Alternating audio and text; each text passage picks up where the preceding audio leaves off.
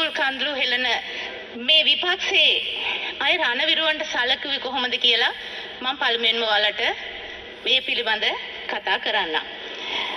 එදා නමට රණවිරුවන් වෙලා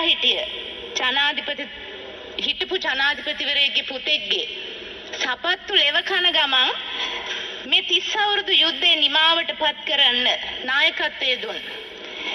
ඒ අභීත සෙන්පති ෆීල්ඩ් මාර්ෂල් සරත් පොන්සේකා කුදලගෙන ගිහිල්ලා හිරේ දාන මොහොතේ මේ ওই රණවිරුවන් ගැන දැන් කිඹුල් කඳුළු හෙලන ওই මහත්තුරු කොහෙද හිටියේ කියලා මං අහන්න කැමතියි.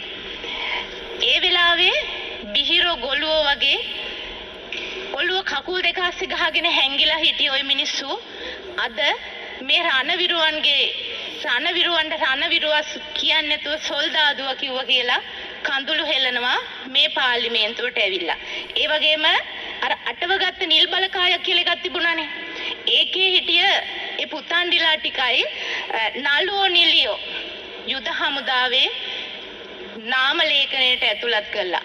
යුද හමුදාවෙන් වැටුප් ගන්නකොට මේ අපේ පිරිස කොහෙද හිටියේ කියලාත් මං අහන්න කැමතියි.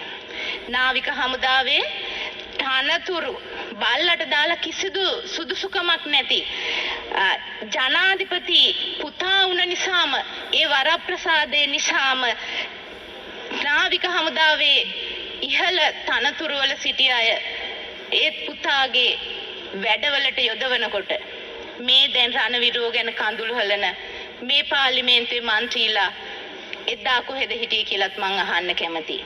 ඒ වගේම තමයි ඔය ප්‍රභූයයි කියා ගන්න අයගේ ගෙදර බල්ල නාවනකොට එයාලගේ නෝනලාගේ සාරියේ හැට්ට කට්ට ගහනකොට ඒ වගේම ඔය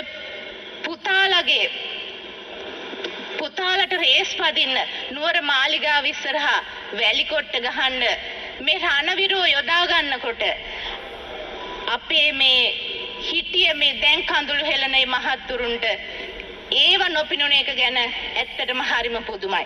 ඒ වගේම තමයි 30 අවුරුදු යුද නිමාවත් සමග රණවිරුවන්ගේ අභිමානය පසෙකට දාලා සත පහකටම ආයිම් නොකර ඔය හිටපු පාලකයන් රණවිරුවන්ගේ කකුල්වල තුවාල එනකන් අනුරාධපුර කොළඹ නුවර වගේ ප්‍රධාන නගරවල කුණු කානු අදින්න එයාලගේ රාජකාරියක් විදිහටම යුද හමුදා සෙබළුන්ගේ ත්‍රිවිධ හමුදා සෙබළුන්ගේ රාජකාරියක් විදිහටම ඒ රාජකාරිය නම් කරේ ඒවකට ඒ පාලකයන් කියලා මම කියන්න කැමතියි.